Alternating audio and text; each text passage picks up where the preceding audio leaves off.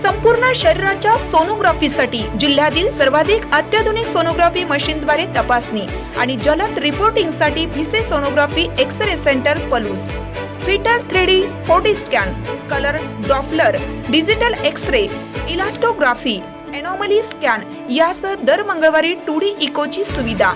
Bhise sonography व X-ray centre Palus, Marathe Shriraj hospital जवळ, Kanyashala road Palus. संपर्क 74 47 39 90 90 आणि 89 83 84 70 04.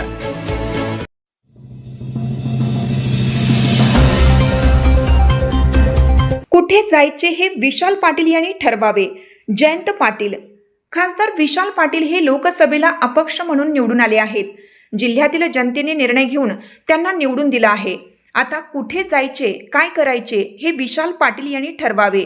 तो त्यांचा प्रश्न आहे, असे राष्ट्रवादी शरदचंद्र पवार पक्षाचे प्रदेशाध्यक्ष आमदार जयंत पाटील म्हणाले. अलमट्टीचा महाराष्ट्रावर परिणाम होत नसल्याची सरकारची भूमिका असल्याचे कळते, पण पाऊस आल्यावर काय होते ते दिसेल, असंही ते म्हणाले. आमदार जयंत पाटील हे शुक्रवारी महापालिकेत आले होते.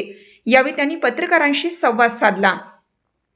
खासदार विशाल पाटील यांना भाजप नेते पालकमंत्री चंद्रकांत पाटील हे वारंवार ऑफर देत असल्याच्या प्रश्नावर जयंत पाटील म्हणाले, विशाल पाटील यांना भाजप पक्ष प्रवेशाची खरंच ऑफर दिली आहे. ही केवळ बाहेरची चर्चा आहे.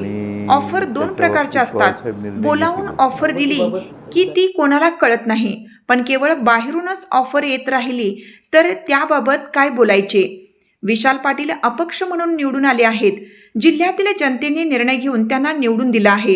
आता कुठे जायचे, काय करायचे हा त्यांचा प्रश्न आहे, पण वेगवेगळे पक्ष त्यांना बोलावत राहणारच. तुमच्याकडे ऑफर देणार आहे. आमच्याकडे भाजप ऑफर देते त्यांना सारखं, आमच्याकडे या, आमच्याकडे या. तुमची काय ऑफर, कारण परवाही बोलत होता तुमच्याकडे.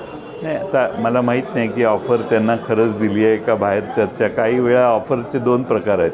खरंच बोलून ऑफर द्यायची असेल तर ती कुणाला कळत नाही, आणि बाहेरच ऑफर देत राहिलं त्या बिचाऱ्याला कळलं नाही त्या माणसाला. हा दुसरे दोन प्रकार आहेत.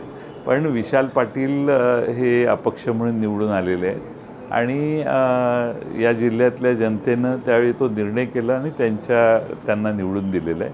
आता कुठं जायचं, काय जायचं हा त्यांचा प्रश्न आहे, पण वेगवेगळे पक्ष त्यांना बोलवत राहणारच.